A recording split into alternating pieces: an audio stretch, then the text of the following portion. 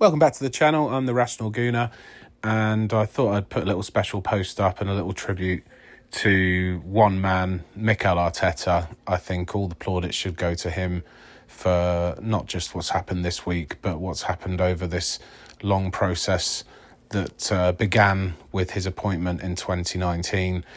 Before I do, though, I do want to just wish heartfelt congratulations to Aston Villa for achieving the Europa League, and to Unai Emery, who seems to own that competition with the amount of times he's won it.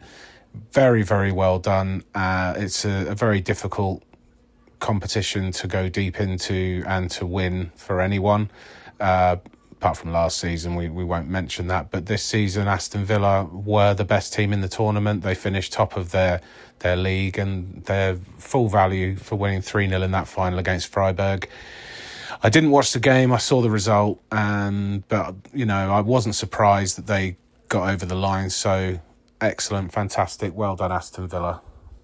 Back on with this post, though.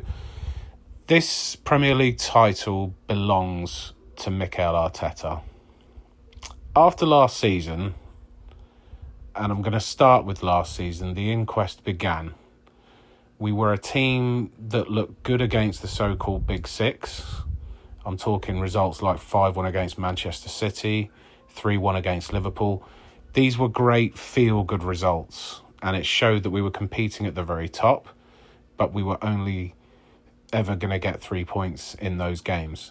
So let's just, for example, say Manchester City and Liverpool were our closest rivals over the last 3 years. So in every season, there's a potential of 12 points to get out of those games.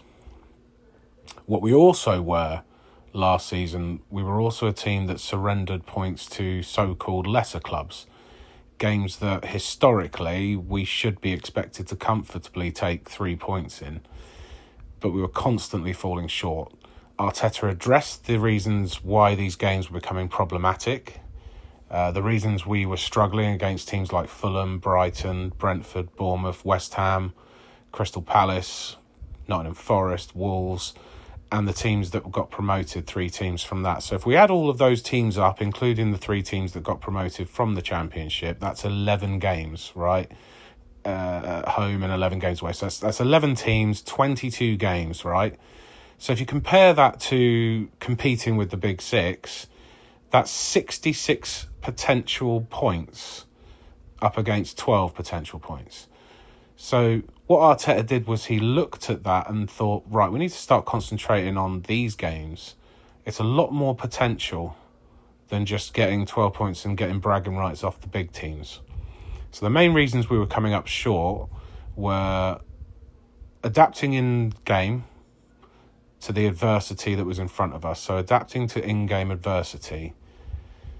Another was firepower to call upon from the bench and cutting out individual fatal errors in key areas, fatal errors in key areas on the pitch. Most importantly, it was finding ways to score goals against 11 men sat defending their final third, opening up the low block and putting onus on opposition to come out and play against us.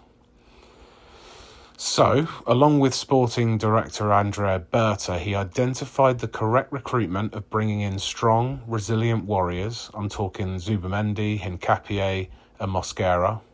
Bringing in exciting and expansive attacking players like Eze, Gyökeres and Madueke.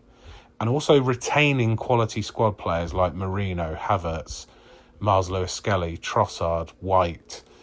This provided the personnel to get us through a 60-plus match season, and that's what we were aiming for, is to go deep into every cup competition that we were in, and plus the 38 Premier League games.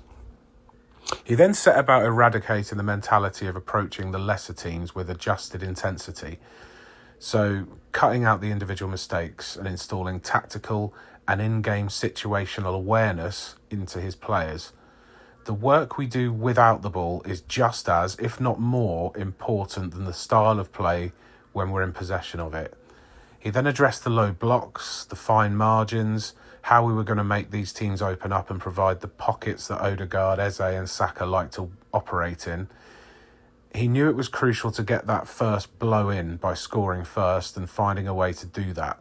So he worked with our set-piece coach, Nicola Jova, however you want to pronounce it, and set about unlocking that area of the pitch.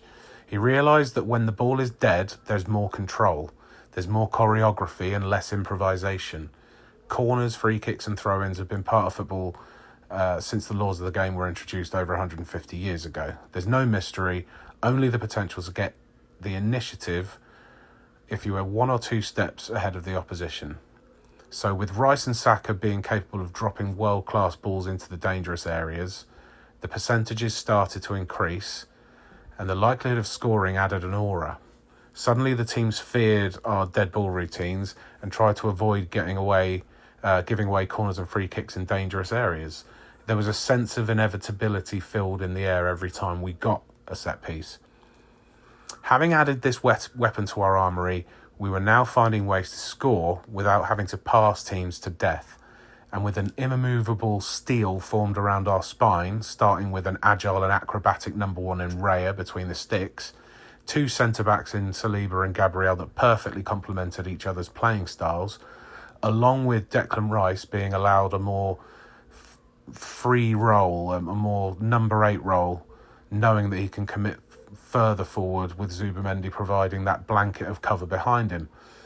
So Arsenal looked every bit ready for war against physical teams that sit in, allowing no passes between the lines, who double up on Saka and Trossard, making it difficult to provide that supply to Gyökeres. All of a sudden, by prioritising going after these 66 points and approaching these games in a different way, Arteta found the formula. As with any sport, luck is a big part.